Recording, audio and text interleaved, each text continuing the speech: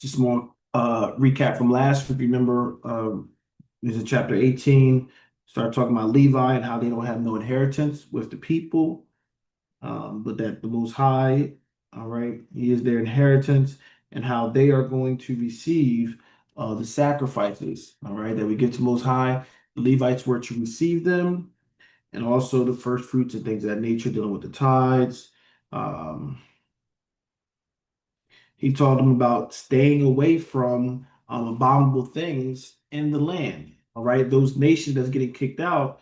He talked about how they were doing things, dealing with divination and enchantments, and dealing with familiar spirits and charmers and stuff like that. Right, those things that is forbidden for us to do. They were doing those things. He's saying, don't you go in there and start what picking up those behaviors.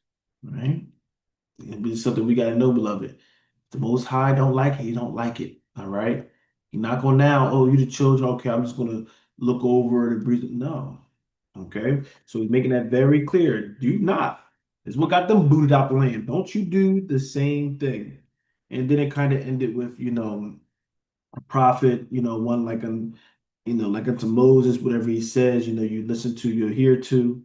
Um, and if you don't, there's a consequence for that. Now we're going to our Deuteronomy chapter 19, and we are going to start at verse 1. Deuteronomy chapter 19, and let's start at verse 1.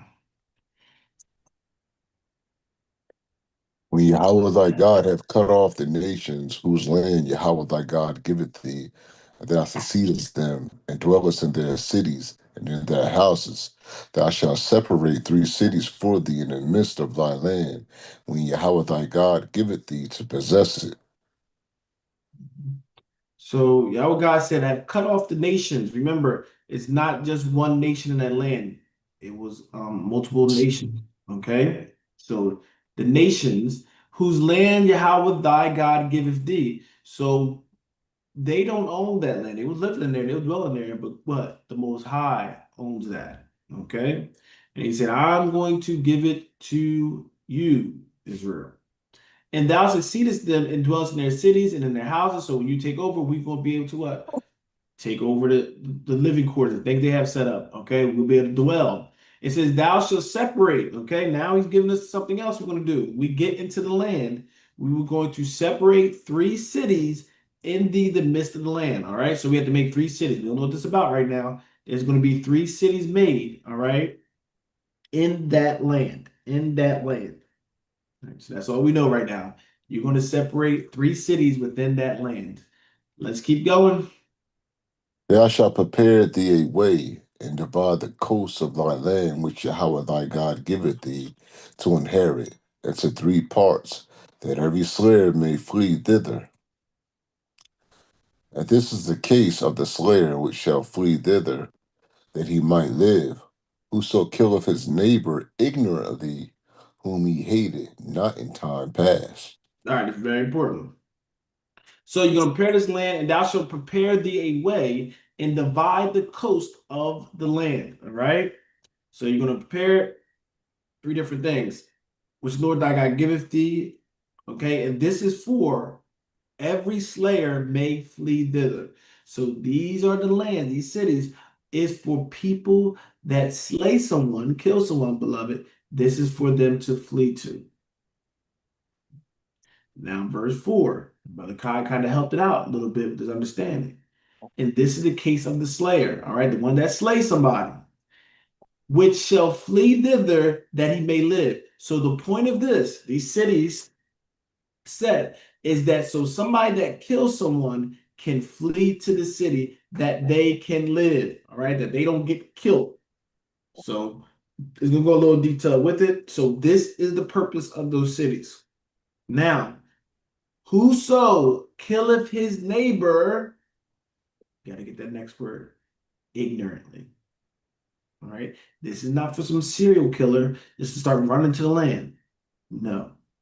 This is for somebody that ignorantly, meaning not intentionally, all right, not maliciously, they ignorantly killed their neighbor. This is for them to be able to flee to the city. all right, and not get killed for something that they didn't intentionally want to do. It's all saying, beloved. Okay, so once again, because you always got somebody that want to pervert the scriptures and make it, oh, God allowed a killing. You can kill somebody as long as you make this. No, that is not what he's doing. Okay, thou shalt not kill, beloved. Just so we know, thou shalt not kill is like you doing and taking that, that unlawful taking of a life. That's what that thou shalt not killing is about. All right, because there's certain laws that what he would say go stone them and do those kind of things. So we know there has to be a context behind it. All right. So with the thou shalt not kill, you don't take matters in your hand and you just take a life that don't belong to you as well, right? So with this one, somebody's doing it ignorantly. Okay. However, you can do something ignorantly, but guess what, beloved? Somebody can be very upset and they will just move off of that frustration or anger and don't wait for what? Righteous judgment to even exercise in these situations. And the Most High knows us, and that's why He put this in place. Because people will hear something, they ain't even hearing the story how it happened. That person just did on purpose, and you just try to wipe them out. Okay, that's why the Most High has this. He's doing things proactively, not reactive. A lot of times we do something, we dealing with things reactive. A lot of times with our laws. These laws are proactive. This is preventative measures. Mhm. Anybody got anything?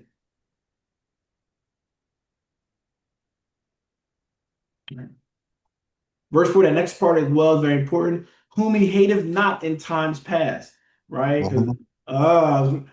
it ain't no coincidence. Oh man, Kai just said, I'm gonna kill this dude. Sorry, I gotta use you, Kai, right? But I use me, right? I'm gonna hurt Brother Michael. I'm gonna take his life. He keep messing with me, and then a couple days later, a couple weeks later, oh, oops, I accidentally, threw this and it killed Brother Michael. No.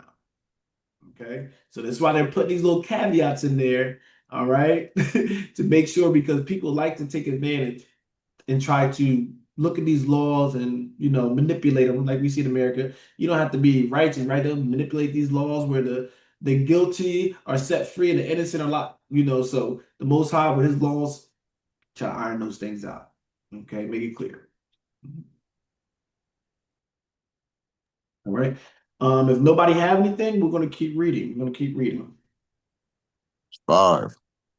As when a man goeth into the wood with his neighbor to hew wood, and his hand fetcheth a stroke with the axe to cut down the tree, and the head slippeth from the heave, and lighteth upon his neighbor, that he die, he shall flee unto one of those cities and live.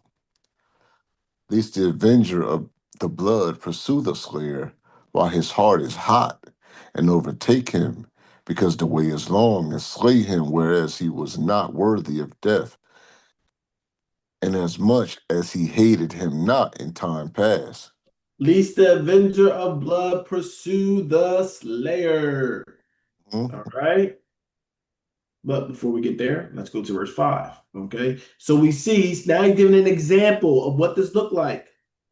All right. It's like a man, he's chopping wood, right? And let's say the axe handle, right? The blade, he go and swing and that thing comes off. You didn't plan that, right? But tools and stuff, they malfunction. That accident, poof, right? Comes off. Woo, woo, woo, woo. Somebody else on the other side, bang, hits them, they die. Okay. Now he's saying that brother, all right, because this was an accident, it's a true accident. Saying that brother, now he gets to go flee. He's supposed to flee to the city. Okay. Not because he's guilty, all right, but the Most High knows how people are going to move. Definitely that's not moved by the Spirit. Okay. So people they just move in their own accord or emotions, whatever, they might kill this innocent person. So to spare them and also to spare those that not be used by the Spirit, right? And don't exercise patience or righteous judgment, he's preventing both parties saying, you go to the city. Okay. And we'll get to what we do when we go to the city, right? So that's when that person flees to the city when it was an accident like that. Now, verse 6, least do this. He said, run to the city and live. Okay, this is where that life, go to that city. That's what's there. You're supposed to get that protection at that city. Least, listen, least the avenger of blood pursue the slayer. He killed my brother, right? He thought he killed my sister. That's a good reference if you know the movie, right?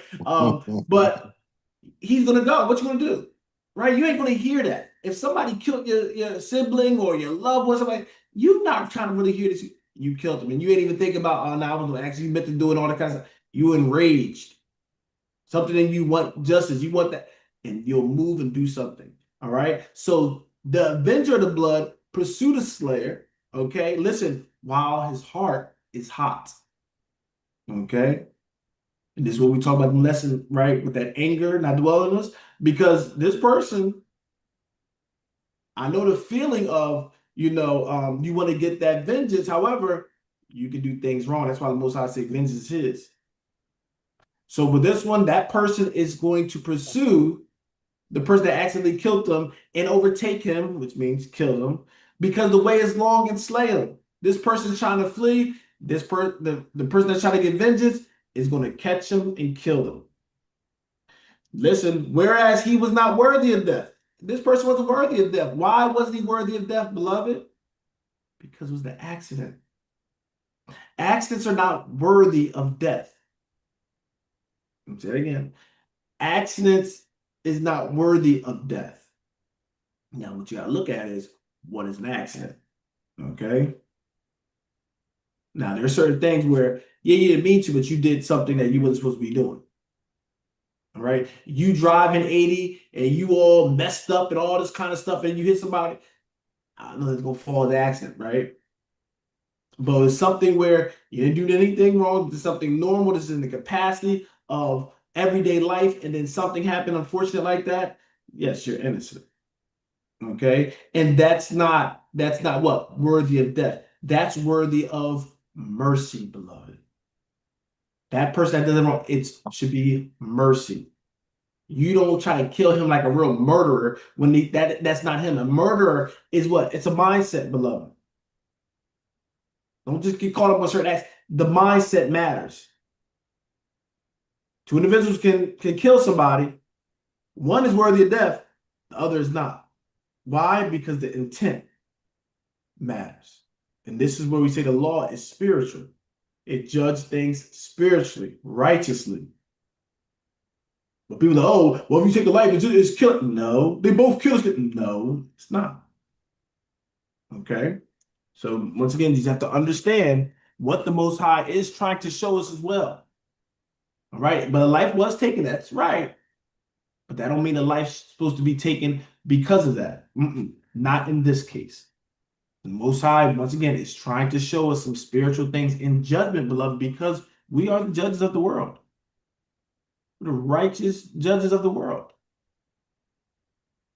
Driving, I'm driving, God forbid, right? I'm driving and somebody's driving their car and then their wheel or something, malfunctions and they cut in my lane, smacks me, kill me. Do they deserve death? No. Okay. I'm using myself to they don't deserve death. Did I die? Yes. But it was an accident. Okay. Now, somebody being reckless, doing stupid stuff, swerving, all that kind of stuff, that could be something else. But this individual do not deserve it. It was an accident. I just want to make sure I keep bringing that point home because Israel will go and grab something and make a mess. And I just want y'all to get uh the understanding of the scriptures because people will grab a verse and jump somewhere else with it. Okay. This one actually came up before somebody was asking me something regarding to this. Right. All right, let's keep going unless somebody has something. Do anybody have anything? All right, verse 7. Wherefore I command thee, saying, Thou shalt separate 3 cities for thee, and if Yahweh thy God enlarge thy coast, as he hath sworn unto thy fathers, and give thee all the land which he promised to give unto thy fathers, If thou shalt keep all these commandments to do them, which I command thee this day, to love Yahweh thy God, and to walk ever in his ways, then shalt thou add 3 cities more for thee besides these three. I'm going to start with three. However, if we do what thus saith the Lord and he enlarge the coast like he promised he will enlarge our coast, guess what? He'll add three more cities. All right. Three more places for that mercy to happen. Okay. Why do you keep adding these things? You want people to kill people and run to these cities. If you know what it's about, then it'll be a good thing. Okay. Nobody be fearful of innocent people, right, that did accidents should be able to have somewhere to. That's a good thing. All right. So you don't like it if the thing sometimes hit home with you, but if you're on the other end of that, right, you're gonna like that. Right? Somebody, accidentally kill, a loved one of yours, yeah, you won't hate that the cities are there because you want to take them out. However, if one of your loved ones did something and killed somebody else, you would have loved the aspect of what? Those cities being there. Right? So we always have to look at things neutral, okay? Without bias. I know somebody can be hard. We have to take the biases out. That's unrighteousness. We have to take that out of our judgment. I know sometimes it can be hard, but this is what we have to elevate our minds to.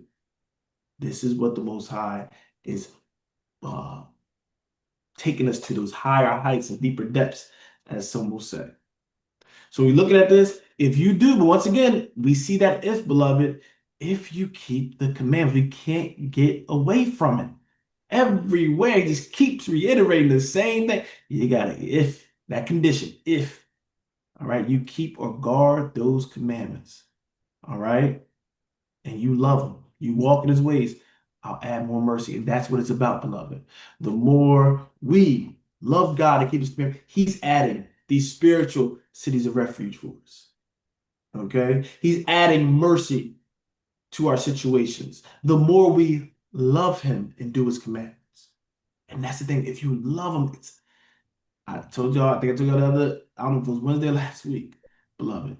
But when you really understand and seeing this thing, you have to actually make an effort to get out of his will. You have to try to get out of the Lord's will. When you sincerely loving him, he does everything possible to keep you covered.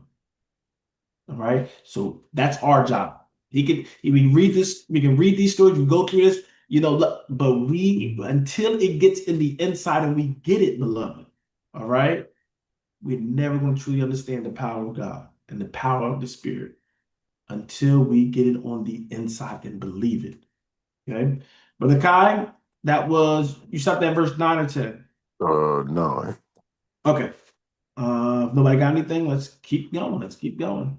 The innocent blood be not shed in thy land, which Yahweh thy God giveth thee for an inheritance, and so blood be upon thee. But if any man hate his brother, and lie in wait for him, and rise up against him, and smite him mortally, that he die, and fleeth into one of these cities, then the elders of his city shall send and fetch him thence, and deliver him into the hand of the avenger of blood, that he may die. Because the Lord knows Israel. He already knows what you're going to do. All right. So he already warned you. Don't you do it. Okay. Verse 10. That innocent blood be not shed in thy land. So the point is, and this is why he had that same refuge, because what? He don't want innocent blood to shed on the land because what? That's a problem, beloved.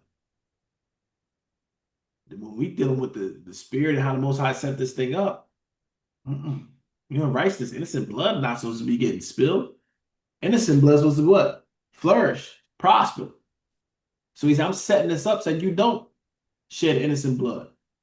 Because innocent blood, it has a voice of its own. Okay. But the can we find a verse with that? Blood crying out, I got if you. you can. I know there's two. I know it's like one in Revelation, but then there's another one also with Abel's blood. Yeah, I Right. got you. So this is why he's referring to that, right? The blood is the life of a thing, right? You spill that thing, that blood is still what? That blood is there, still life. Not the flesh, but the blood. Okay, so you spill that innocent blood, that causes a situation in the land. Okay, definitely that righteous, that holy land, right? That holy land, that sanctified land can't be spilled innocent blood like that. You make it like what? Everything else. But this land's supposed to be what? Set apart, right? Sanctified, set apart. You go in these other places, yeah, innocent blood can be spilled all over the place. That's what abominable land will do. That's what the heathens and that's what they do. But in the land that the Most High has given to us was designed for us to be sanctified, set apart from the world. So righteous blood, all right, should not be spilled in a what? Malicious manner. That caveat in there. In a malicious manner. Because while we're in this flesh, we are very fragile with certain things. Okay, we can die of certain things. But just because that blood spilled, that's not what he's talking about. He's talking about it's being taken unlawfully. You're shedding innocent blood. All right. Did you find one of the spots, Brother Kai? Yeah, Genesis 4:10. All right, let's look at that. Sorry to put you on the spot, bro, but I know you know. Are you good? I got you, man. You good, beloved. All right, so yes, so let's go to.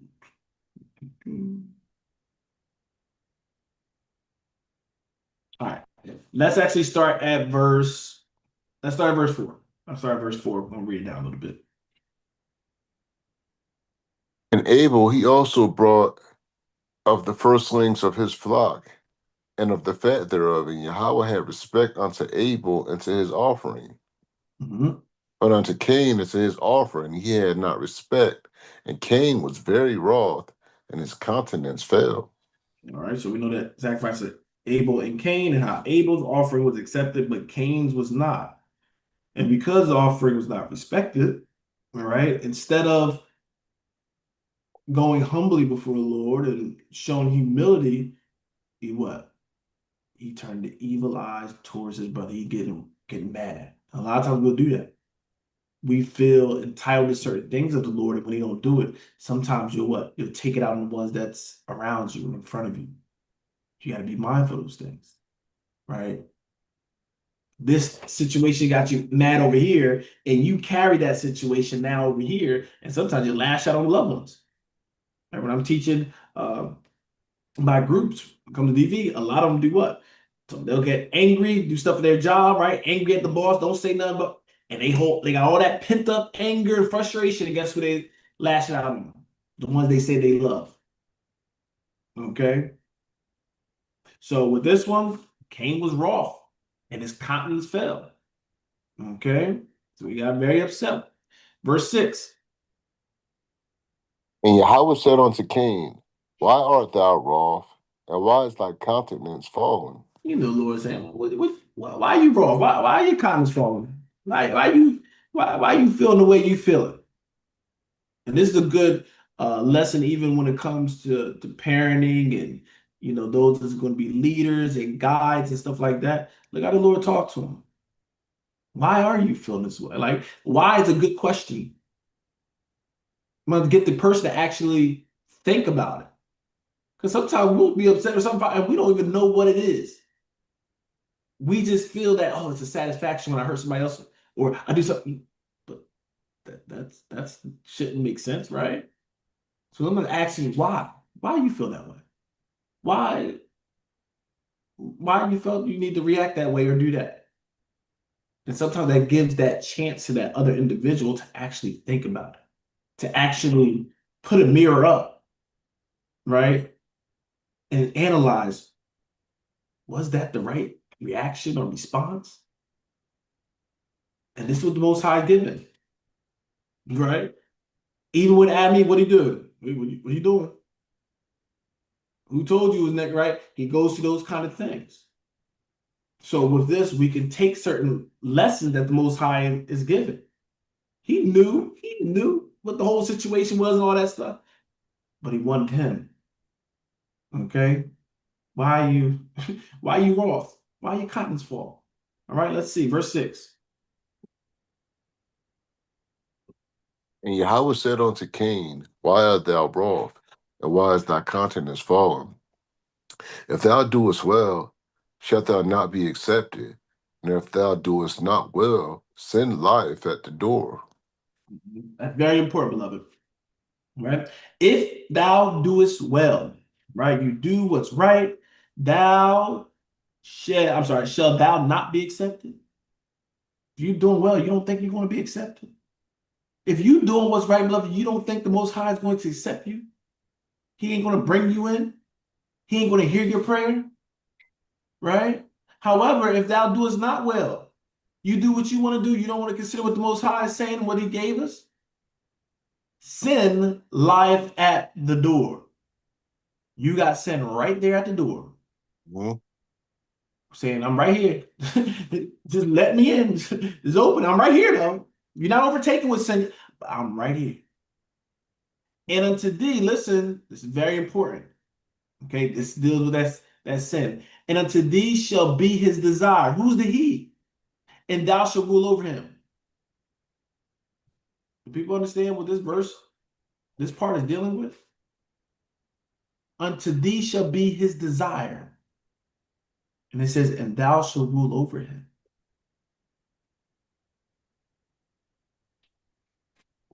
This was kind of mentioned with Adam and Eve as well.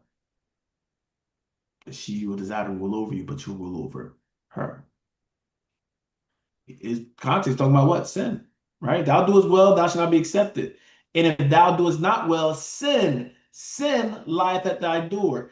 And unto thee shall be his desire. His desire is sin.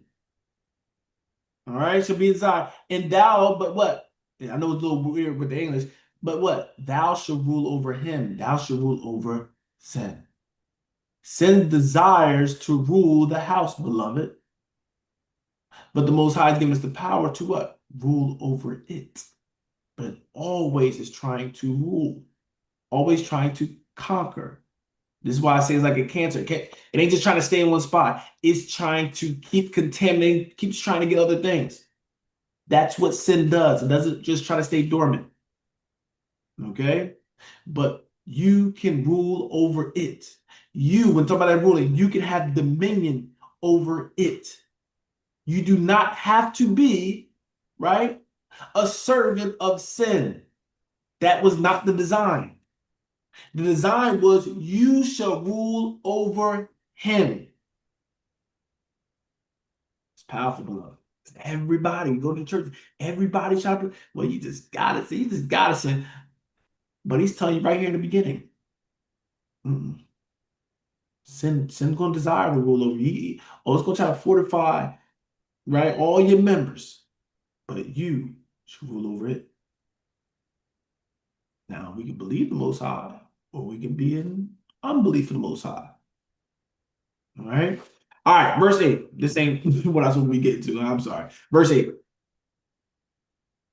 And unto thee shall be his desires, and thou shalt rule over him. Mhm.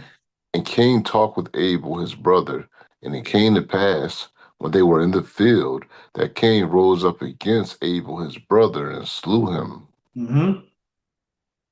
And Yahweh said unto Cain, Where is Abel thy brother?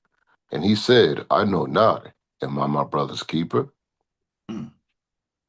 Shouldn't be responding like that to most. But listen, when you feeling yourself, when that sin is starting to creep and fortify itself, you'll start doing some I'll say some blasphemous things, or you get a little cocky, right?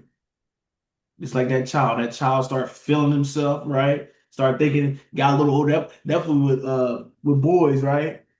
They feel like they can sometimes size and their pops up and everything. They start thinking, oh, no, I'm getting a little strong. I might take them, right? They start getting a little slick. Okay. And that's what that sin. That sin will give you them false muscles and false courage. Okay. And they speaking very boldly to the Most High. But he said, am I my brother's keeper? Read. And he said, What hast thou done? The Hmm? voice of thy brother's blood crieth unto me from the ground. The voice of your brother's blood cried from where? The ground. Where it was what? Spilled. That blood is crying out. And you can even go to New Testament, we don't need that right now, but we go to New Testament and see the same thing. All right, Abel's righteous blood crying out. Okay, can we? No, we're not hearing it. Okay, but the Most High is telling you, I can hear it. Right, the deeper, Most High show a little deeper level with some things. We don't understand that sometimes, but this is why the Most High is giving us that. So just like this, when the wicked are doing things to the righteous, right? The Most High is seeing that. That's what I'm saying. He sees seeing all this stuff, beloved. But sometimes we don't believe that the Most High is seeing it. Okay, this is why we feel like we need the vengeance. But if you really feel like the Most High is watching this and he sees you as his son and his daughter, beloved, you don't need vengeance. I know the Most High is going to take care of it. But if I don't believe he's going to take care of it, I'm like, nah, I gotta do it. I gotta go and take care of this, right? But that just shows unbelief on your end, on your part. Okay. All right, let's go back to Deuteronomy.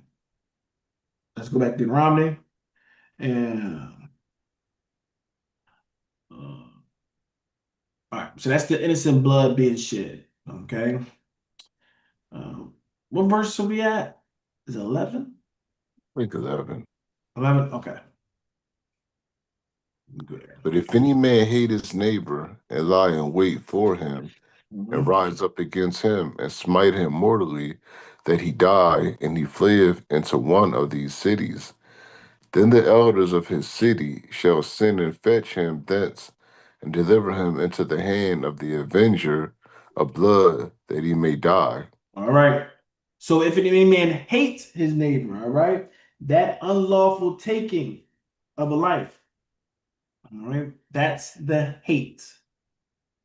You see how you use it, but you see how you use hate, okay? Because hate is dealing with what? That's dealing with a spiritual thing, right? Where that hate has to come from, beloved, that gotta come from within. Okay. This is the kind of stuff that Christ saying what will defile you. People that don't catch what he's talking about. It's within that defiles you. This is the kind of stuff he's talking about. With no big old new revelation, no. If any man hate his neighbor, that's why he's saying you already a murder just from the spirit of it. You a murderer there. You just carried out the act. That's not where you now become a murderer. No, you became a murderer in your spirit when you already planned it out and thought about it. All right. That's why I said this thing's always up here. Said and all that. It's here. This is the source. All right. The things we do, it's reacting to what? What's happening up here. You get this in check. You get the right mind. The body's gonna fall into place. Okay, the body is just submitting to what the spirit of the mind is telling it to do. When the mind hates, the body is going to reflect that hatred. The mind loves, the body is going to reflect those things. So if any man hate his brother, I'm sorry, his neighbor, and lie in wait for him, right? You're sitting there plotting and planning, plotting and planning, okay, lie in wait for him and rise up against him and smite him mortally that he die. Okay.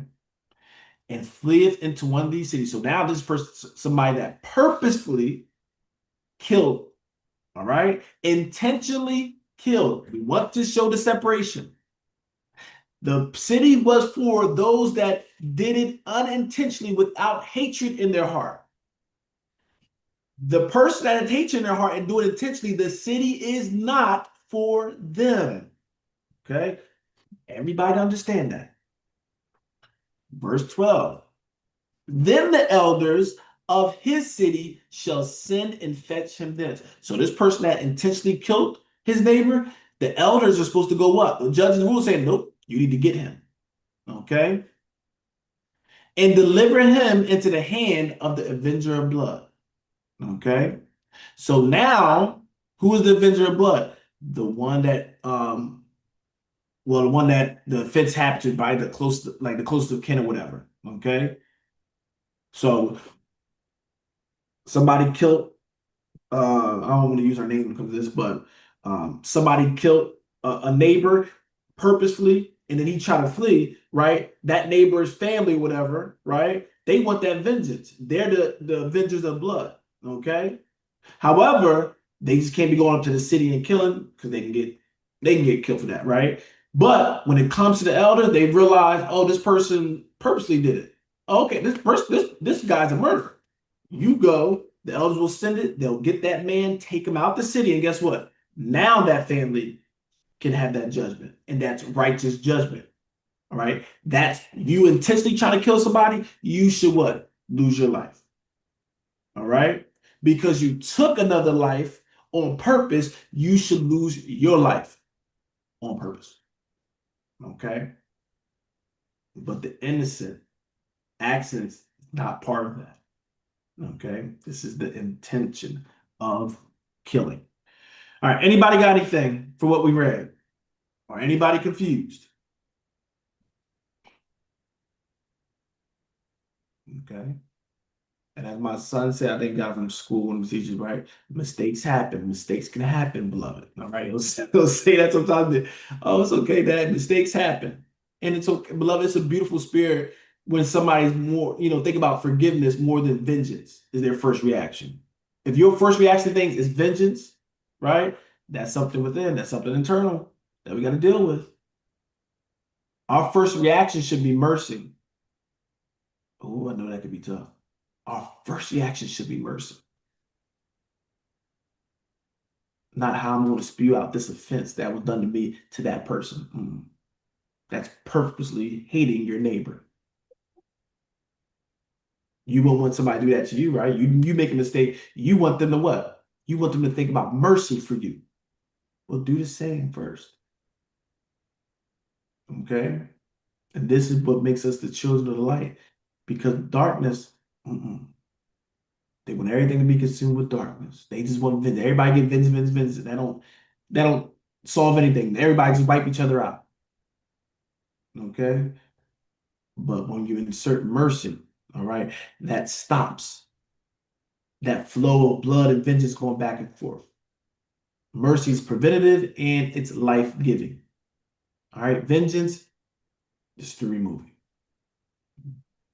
All right, so the elders go and they fetch that person and he dies, not by the elders, says what? They give him to what? The avengers of the blood. So they get to carry that out. They get to get the satisfaction of that. And I believe that's fair, right? Well, it don't matter what I believe, but the scriptures promote that that's fair. You took that loved one from the family, they should be able to take your life, all right? Because you intentionally try to take that from them. All right, let's keep going. Thine eyes shall not pity him, but thou shalt put away the guilt of innocent blood from Israel, that it may go well with thee. And this is very important. I'm sorry, Brother Kai.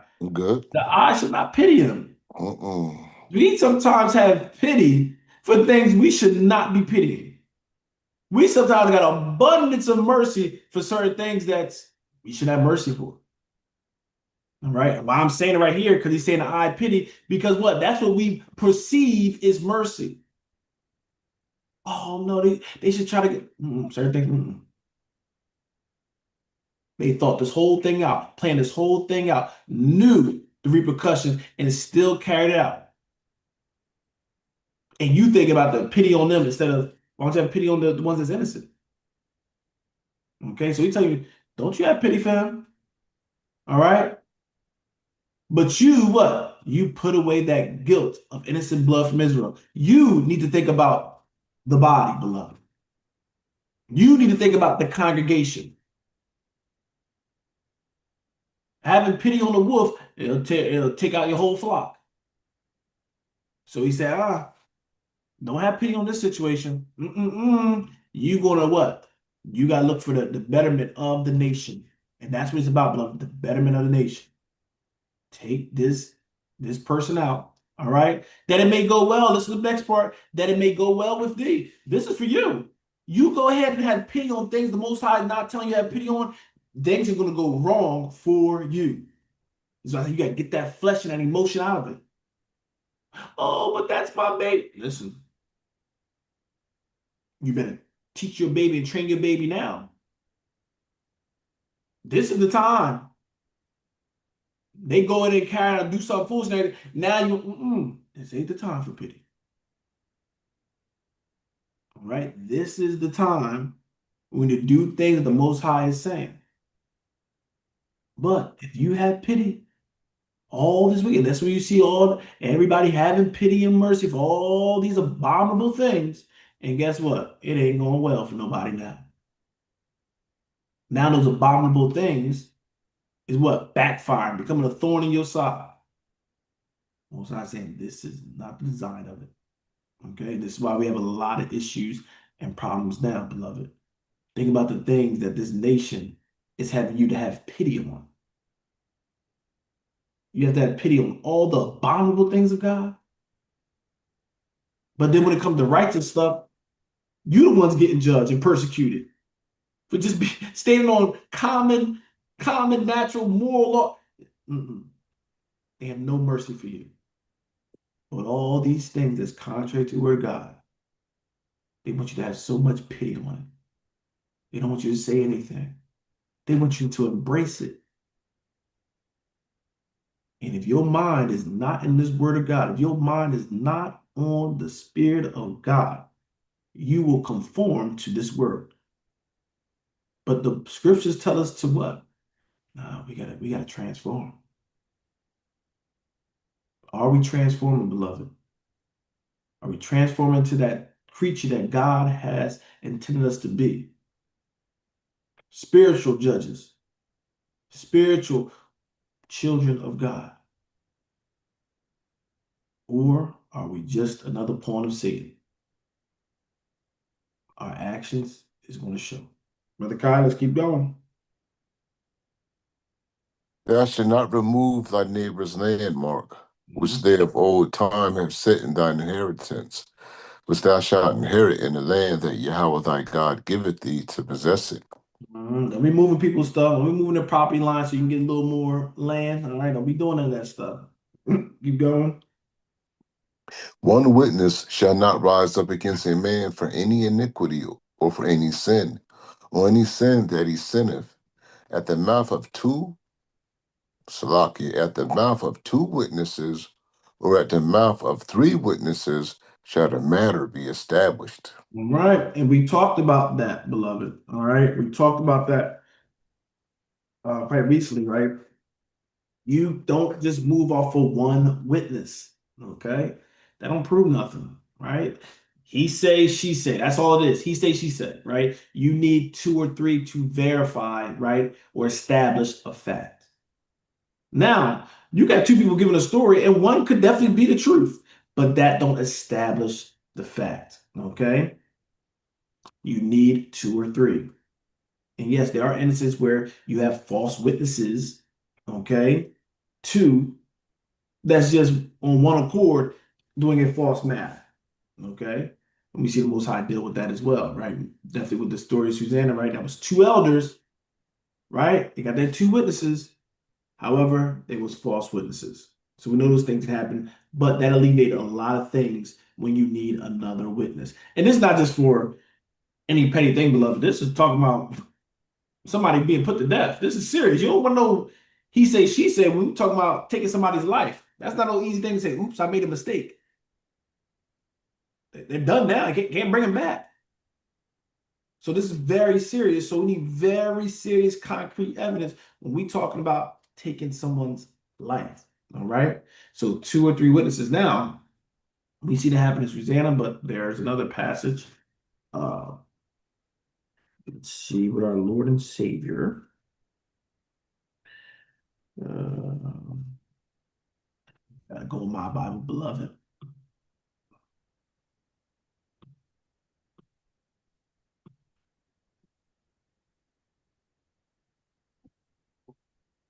Give me a second.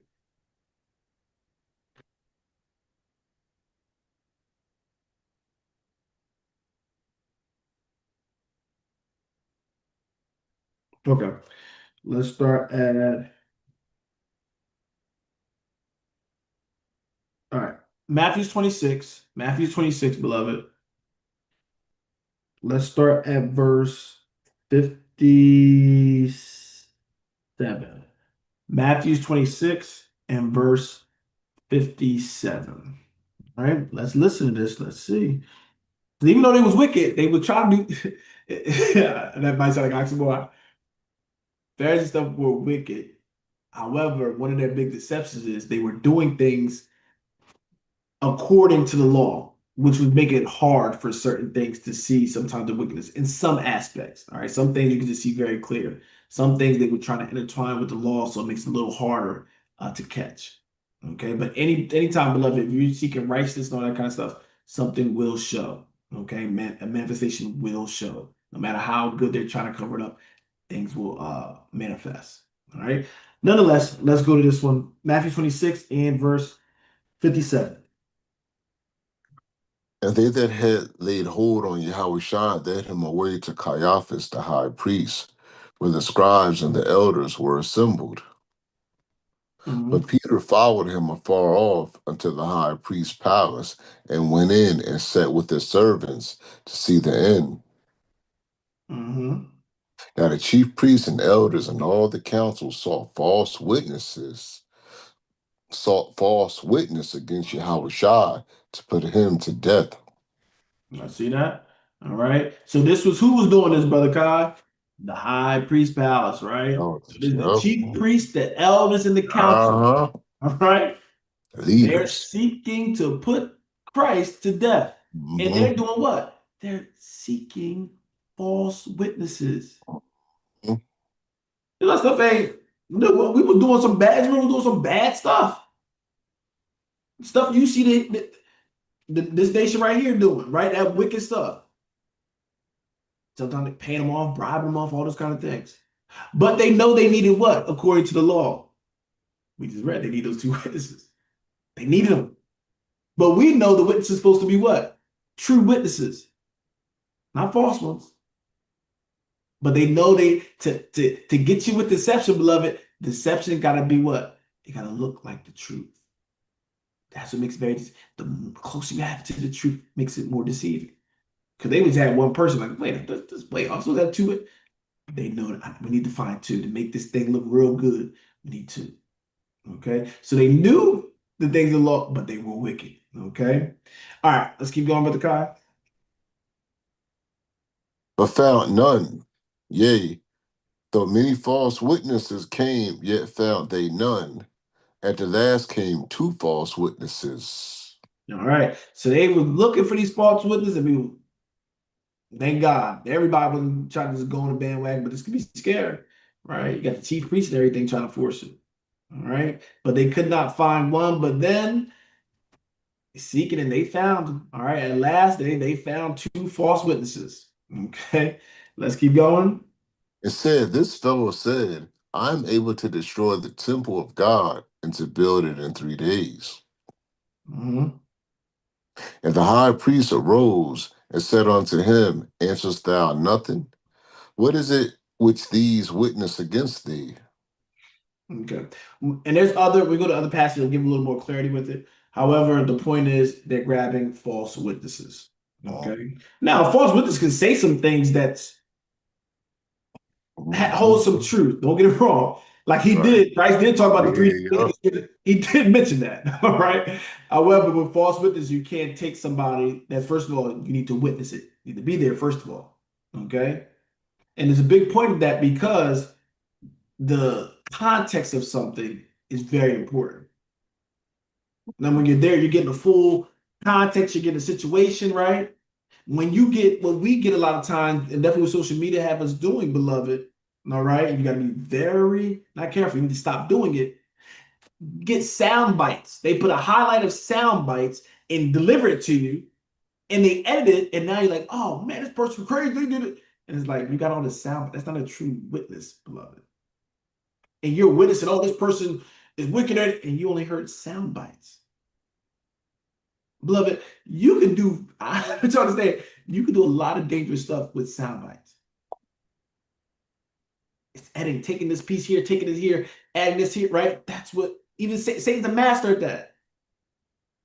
Didn't the Lord tell when we didn't the Lord tell you that? Like he'll use those things using sound bites. With Christ, what did he do? Well, the Bible says, you won't dash your foot against the stone. Well, and what was Christ doing? He was giving you the other piece of that. but it says don't tempt them as well. He was giving you the fullness of it.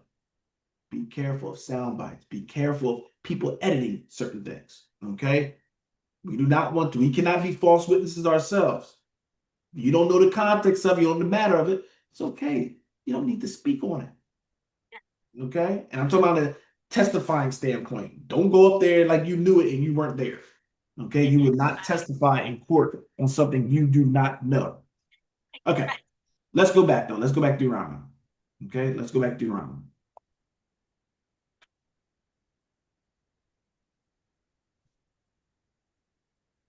All right. None of us should be a false witness, no matter what the situation. Even you can love somebody. Once again, you don't have pity on that. Care, brother Mike. But oh yeah, yeah, I get this sister, this brother right here to testify on my behalf, and you weren't there. Nope, brother Mike, I can't do that. And if I, first of all, I'm off for trying to get you to be a false witness. All right. And then if you say you can't do it because the scriptures say you can't do it, and I get upset, beloved, what did that show you? Brother Mike is being used by another spirit that's not a God right now. Thing you need to do with Brother Mike is pray for Brother Mike. That the Most High smack him up over the head and that he repent. Because one thing, Brother Mike get himself into sin and messing himself up, but now I'm trying to do what? Drag other people with me. That ain't love for y'all to be dragged in my foolishness. Okay? You show the love by saying, I'm going to stand for the word of God, and hopefully God can have mercy for you, Brother Mike. But I can't do that. Okay? All right. I don't know what verse we at, Brother Kai. You know, I apologize. Now you good, beloved. Rambling, I Verse 6. forget.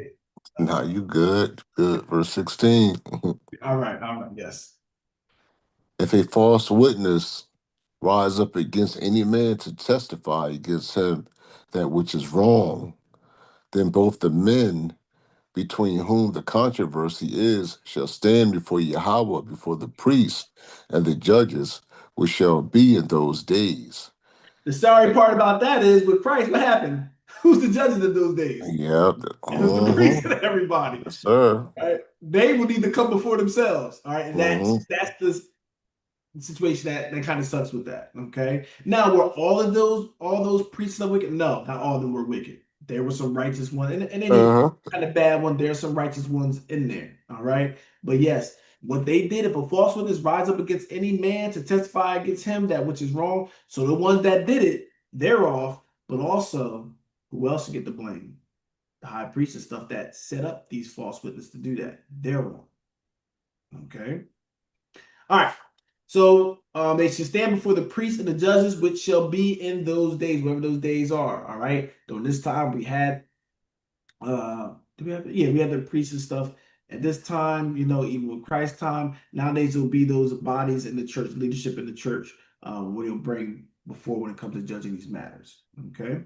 Let's keep going. And the judges shall make diligent inquisition. And Mhm. behold, if the witness be a false witness, and have testified falsely against his brother, Mhm. then shall ye do unto him as he had thought to have done unto his brother.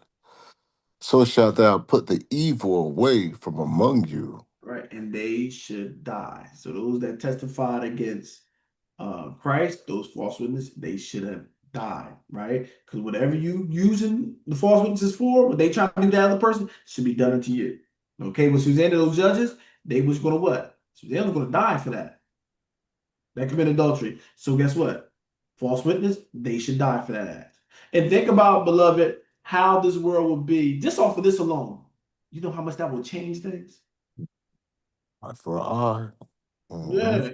You over there trying to, oh, well, and you get this person, trying to get this person 20, 30 years off a lie you did. And sometimes now, like, oh, well, I did mess up. I did lie. And it's like, oh, okay, well, we'll just throw the case out and then everything is kind of good. No. You start hitting those false witnesses with that time, they're going to think twice before they come up to the judge, wasting all the tax dollars and all that kind of stuff with that foolishness, wasting people's time. And also, you blemish somebody's name. Even, I want you to understand it, beloved. This is why it's so important that we got to stay in the spirit. Just because you upset, well, I was angry, that's not an excuse. A good name is better than what? Great riches. You put that accusation out there, that can stick with somebody. A lot of times people don't even hear about the, oh, was it false? They want to hold you to that. So this is why we have to be I don't even say, so careful. You can't do it. Don't do it. Okay? Okay, I'm saying you got to refrain from these kind of things. All right? You cannot put your mouth on things that you don't know about and put those titles and labels on people being definitely being a false witness. It's not good, beloved. All right, and the Most High can recompense you for that. All right, but let's keep going. Verse 19. This Mhm. shall ye do unto him as he had thought to have done unto his brother. So shalt thou put the evil away from among you. Because you even it out, beloved. That's what it is. You did Uh-huh. this, now this happens. Evens out. Remember, justice, balance. The Most High does that. The Chinese, they try to do that like that's what that yin and yang is about. It's about balance.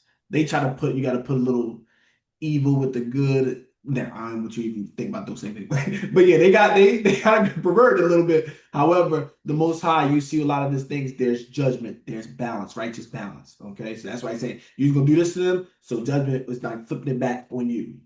Okay, all right, finish it up, brother Kai. And Finish it. those which remain shall hear and fear, and shall henceforth commit no more any such evil among you.